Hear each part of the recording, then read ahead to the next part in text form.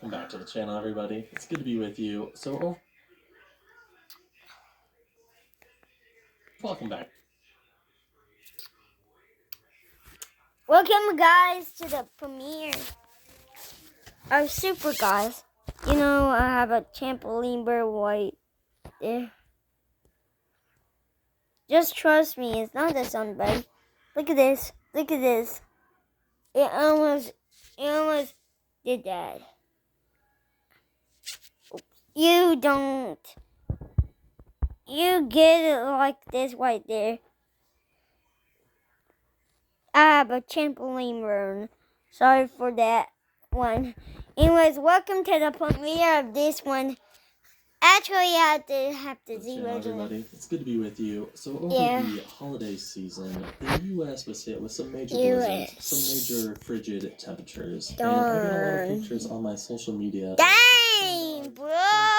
Sun halos, all sorts of cool atmospheric phenomena. And I thought, what other atmospheric phenomena exists? I should compile a list. So that's exactly what I did. And I'm here to share that list with you today. That's stuff like rainbows, sunbeams, green flashes. Now, the list is only covering optical light phenomena. So I'm not talking about rare clouds. We are not talking about electrical phenomena. So we're not talking aurora. We're not talking St. Elmo's fire. I'm just talking about atmospheric optical light scattering phenomena. Now, some of this atmospheric optical phenomena is pretty common, and some of them are super rare, so I had this rare chart.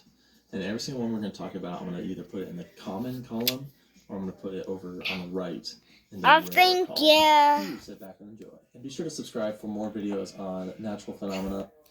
Nope, that's not a tornado. There's a tornado right here. Tight and dry. Try Hydro Boost It needs to end already. No way. Those new loaded tots are covered with melty cheese and toppings, just like pizza. Mix and match them for $6.99 each. Tire me. Sorry. When you see things, when wind whirls, it's a whirlwind right there. That's our top term on our chart that we have here. Now I'm going to go down and we're going to talk about some of the weaker whirlwinds. Now, one good example of a pretty weak whirlwind that everyone has seen, the leaf eddy. There's some leaves on the ground and a gust of wind came through and it was blocked by a tree or a house, and it around that tree, creating a little vortex. Think of like a stream of water and there's a rock, and then the water goes around the rock and then it kind of curls behind, using my microphone as an example here. That's an eddy, and it happens with wind as well. Oh, wind whirls. I don't have that. Devil. Everyone has heard of the dust devil. They've seen them. So what is a dust devil, and how do they form?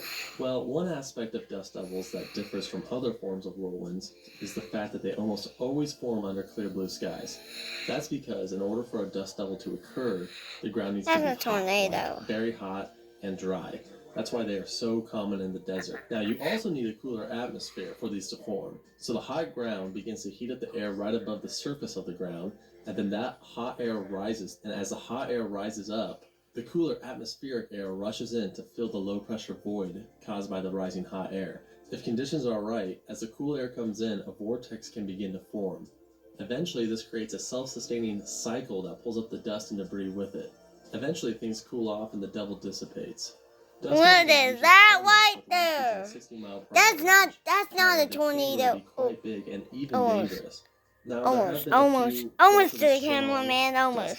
That is, cameraman has taken away. Occurred on September 14th at the Coconino County Fairgrounds in Arizona. That's this caused property damage and a few personal injuries. Deaths are very rare, but they do occur. One recent deadly example occurred in China, where a dust devil unfortunately claimed the lives of 2 children. Dust devil, yeah. On Mars quite frequently. So it almost looked like a tornado. Spins around like that. The vortex to the dust devil is the snow devil. Snow tornado. Snow devils are way more rare, but they do occasionally happen. They do occur under similar circumstances. They do occur on tornado. Heats up, so oh my God, that is not a tornado. Wait, that's a snow tornado. Oh yeah. Devils These usually occur over lakes during the early winter or late fall months when the air is cool but the lakes are still relatively warm. One example of a large steam devil came with an air temp of negative 6 degrees Fahrenheit and a water temp of 34 degrees Fahrenheit. Alright, that's major dust differences in temperature, You know, when I'm in the dust devil, it's good. Mix that fog with some cooler, dry air above and a light wind. If I'm in the dust devil, it will feel good. If I won't. They've only been kind of talked about since the 70s. And I'm not getting stuck at all. Frequently at Yellowstone National Park, like in this video here. These almost always happen over warm bodies of water, but they can happen over wet grass or something like that. They're definitely cool, definitely spooky. I imagine there was at least one Victorian farmer back in the 1880s who saw one like out in a field early in the morning and thought it was a ghost. I'm sure it happened. Oh, a ghost tornado. So we're gonna move up the intensity or a little, a ghost but devil. still we're not at that tornado level yet. But we're stepping it up a little bit. We're gonna talk about the gust NATO. So the gust NATO is like traditional tornadoes. These do occur during thunderstorms. Oh my they are not God. the same thing as a traditional tornado. That is Gust not. is essentially formed from a gust front or a thunderstorm outflow. You know when you see a storm. Look, guys. And all of a sudden the winds start to I hate it. Yeah, that's I the gust hate front. something. And these strong winds And a can form tornado heavy and a gust NATO. ground-based Yeah, swirls of gust dust and NATO. debris. It's Kinda gust like a leaf NATO. eddy, like we I talked about can't earlier, spell but it. on a grander thunderstorm Wait. scale. The difference between tornadoes and gust nados are that gust nados are ground-based and do not connect with the cloud above it. Gust nados are way weaker than tornadoes, but they can be dangerous. Some speculate that the stage collapse disaster at the Indiana State Fair in 2011 may have been caused by a gust nado.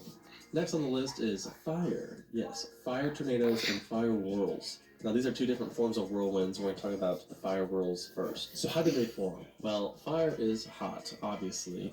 And just like with our other previous whirlwinds, they form due to a rising hot air updraft. Surface air then comes in to replace the air beneath the updraft to fan the flames. And in the right conditions... Yeah, there's a tornado right there. They're still quite Oh, rare, you gotta they're have some fire perfect conditions tornadoes. for these to form. They're fire tornadoes or fire whirl. Tornadoes are different from fire whirls. While fire whirls are little spin-ups that quickly dissipate, fire tornadoes are full-fledged tornadoes caused by the massive fire as a whole. Similar to other whirlwinds, these are caused by a major updraft and heat. However, this would be like if the whole fire organized one major circulating updraft of smoke and flames. Yeah, that's like a tornado. Case occurred in 2018 during the Carr Fire in Redding, California.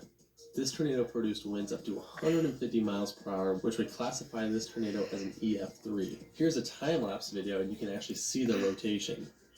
One forest fire in 2020 produced enough rotation that the National Weather Service issued a tornado warning. So I was trying to think of more whirlwinds, and I was like, what about lava? I just thought of lava, so I looked up lava tornado, and apparently they also exist. I'm guessing it's the same sort of effect. Hot lava, cool atmosphere, little vortex forms. I don't know much about them, couldn't find too much info about them, but there are videos online if you want to check out those videos.